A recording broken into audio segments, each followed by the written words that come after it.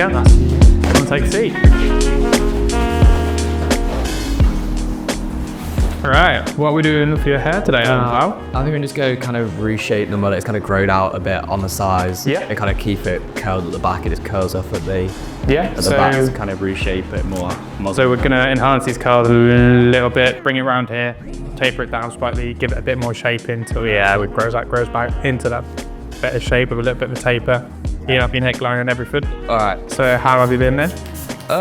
Yeah, all right. I think it's obviously I'm first year, so it's all kind of Scary. Yeah, news to me. I stayed close. I'm kind of from Nottingham, but it's also kind of getting used to uni to sixth form's a bit of a jump. But it's been good. I'm enjoying it. So why did you choose to stay in Nottingham then? Why not do what everyone else does and do run as far as you can? Yeah.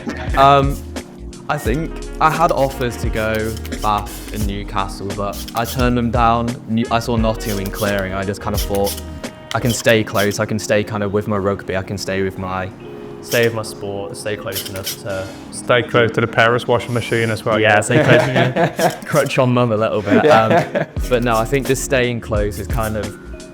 I'm from Nottingham, but I haven't really appreciated it. I've not been in this city as much. And I think it's nice to just be able to kind of go home and stay connected with my mum and sister when that's possible. I think that's understandable. We've got a very strong support network around you at the same time. Because said something about grief and with mental health and everything. Do you want to expand on that? So in year 6, my mum's mum, so my grandmother, passed away in a car crash, and that was like the first experience kind of with grief. Yeah. And I think and since then I've lost a couple of friends. One from heart attack. One recently killed himself. And I think grief is probably it's probably one of the worst things you can kind of go through. I don't think it's a roller coaster of emotions, isn't it? Yeah, I don't think there's many other kind of things that invoke as much in you as grief. I think every day's kind of been different, and none of the out of the time that's happened, none of them kind of been the same. I think there's not really a set roadmap to the grief. I think one day you might be kind of missing them, and the other day it's like I'm just happy that they're kind of gone. Yeah. And they kind of accept like they're not in pain anymore. Yeah. So if you could give any sort of explanation to people about what it's like to go through, because of course some people might still be going through it for the first time. Yeah. What sort of thing would you say? Because I know you said that each one is different, but through my personal experience, I've always got some sort of like base code. Yeah. Does that make sense? I think a lot of people say it's kind of cliche, but time is the one thing that's going to help you get through it. I don't think, obviously talking to people, kind of living for them, kind of doing what you do in their memory and saying, well, if you've known him and he's gone now, you're going to do what you can to kind of remember him and be the best that you can be. Time is the one thing that's going to help you get through it, if anything. It is your best friend and also your worst enemy at the same time, isn't it? Because you don't know how long it's going to last. That eventually it will. It will. It's just it will go through it. I think it's nice that it does get better, and in the moment, especially at the start, you think you're not going to get kind of over that. Yeah. But no, as time goes on, you remember them not in a kind of they're gone, but you're happy that you spend time with them. I think that's kind of the way you grow through grief, is kind of from going from missing them and kind of wanting them back to being happy that you've had those memories, because no one can take those away from you. No one can take away the time you spent with those people. And I think that's what time gives you. Unfortunately, I do resonate with that a lot, and I've lost a couple of friends and loved ones as well, and I do completely agree. They're always there. Yeah. It's not like the pain goes.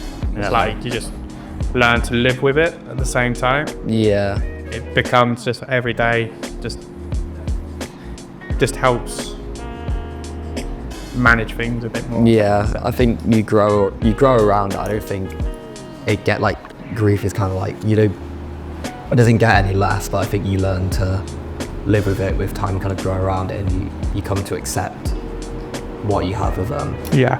How did you deal with the whole kind of mental health effect of losing those people as well? I think I've had depression, and I think talking to someone is, again, it's kind of what everyone says, but it is. I think talking to someone therapy, and I did that, and I thought that helps a lot, just to go to someone who doesn't really have any connection to you. It's that third person point of view that has no interest. They're not going to pass judgment. They're not going to go around to someone else, and be like, No. oh, they said this. But I think that helps, but also trusting people enough to kind of let them in to what's happened. I think if you have those people around, it really does mean a lot to, whether that's your friends or your family or your teammates, whoever you let in on that, they can help you kind of share the load a little bit. So luckily, because you said, well, you're in rugby, and you said you're, to me beforehand, you're in athletics. Yeah, athletics and rugby. But So luckily you've got that two support groups around you. yeah, no, I think they've been very welcoming. You come in as a first year, you're not integrated into it, but they've both been really accepting. Yeah. I think that's just a good, it's like another group of people you can kind of look to lean on a little bit. I think the more people that you can feel open enough to talk about stuff with, the better, because you're never going to go, oh, I wish I didn't have as many people I could talk to it about. Yeah. You're always going to maybe want another person to put something onto. I suppose with both athletics and rugby as well, that it's very weird that you're doing both at the same time, like they're not really closely at the same time. Like you've got different kind of point of views. So of course, if you need a serious sit down, of course both sides are there. But you've got two different point of views from each side.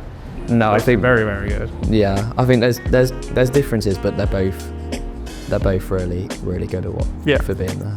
Right, got one last request since I just done this. Yeah. Look directly in the camera and watch the last quote of the day. Last quote of the day.